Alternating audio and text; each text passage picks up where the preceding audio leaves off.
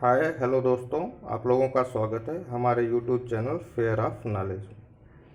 आज हम बात करेंगे जीएसटी। जीएसटी क्या होता है, जीएसटी किसको लेना अनिवार्य है, ज़रूरी है।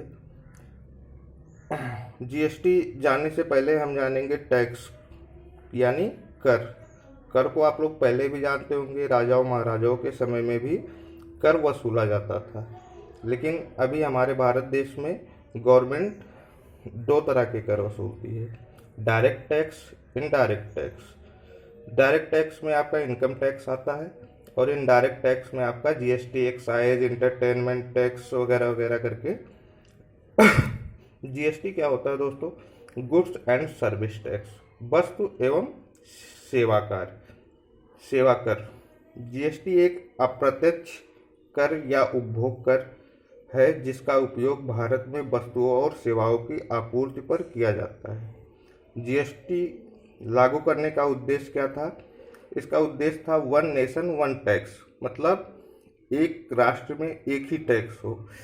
इसीलिए 17 टैक्स को जीएसटी में लाया गया, जैसे excise tax, value added tax मतलब VAT, entertainment tax, luxury tax, central sale tax, service tax आदि टैक्सों को जीएसटी में लाया गया। लेकिन इसमें से कुछ ऐसे टैक्स हैं जिनको अभी जीएसटी में नहीं लाया गया है, जैसे कुछ पेट्रोलियम, मादक और बिजली पर जीएसटी लागू नहीं है। इसको राज्य सरकार अपने तरीके से वसूल करते हैं। ठीक है दोस्तों, जीएसटी अधिनियम 29 मार्च 2011 को पारित किया गया था और इसको 1 जुलाई 2017 को लागू कर दिया गया। अब बात करते हैं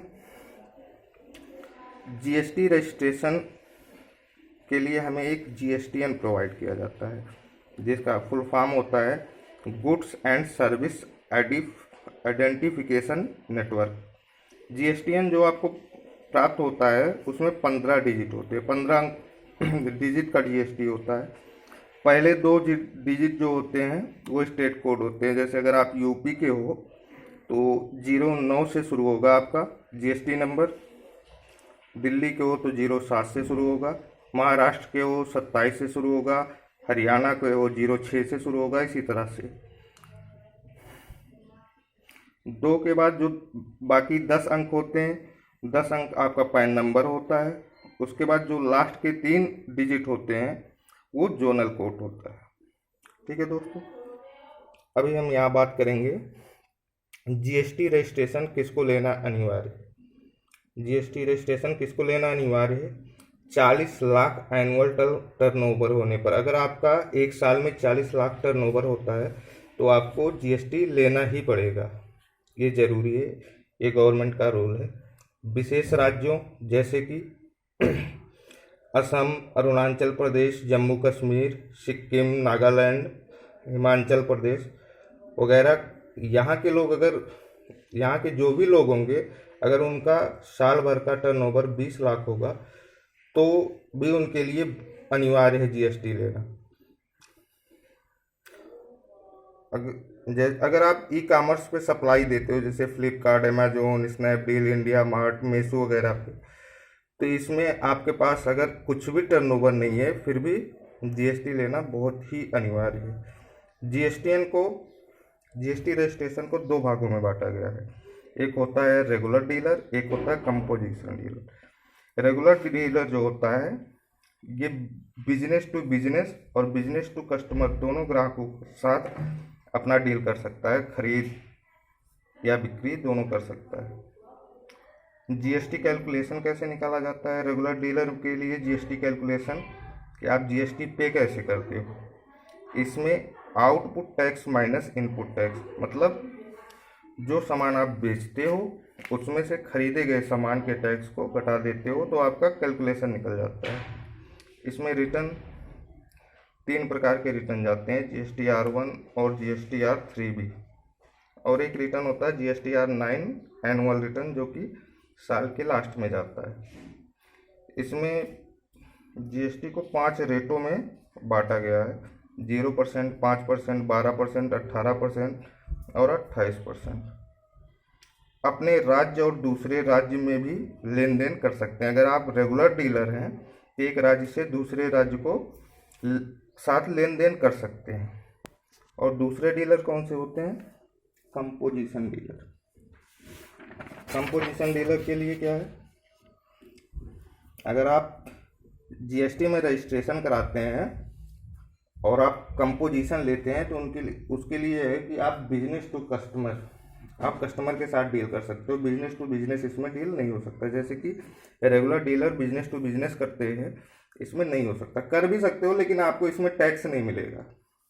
जीएसटी कैलकुलेशन क्या होता है, जो भी माल आप बेचते हो उस पर जो टैक्स होता है वो आपको भरना पड़ता है। इसमें 4 प्रकार के रिटर्न होते हैं और इसमें टैक्स किस तरह, टैक्स का कैलकुलेशन क्या करते हैं, जो भी आपका सेल होगा, टर्नओवर होगा, आउटपुट होगा, उसका 1% टैक्स आपको सरकार को देना पड़ता है।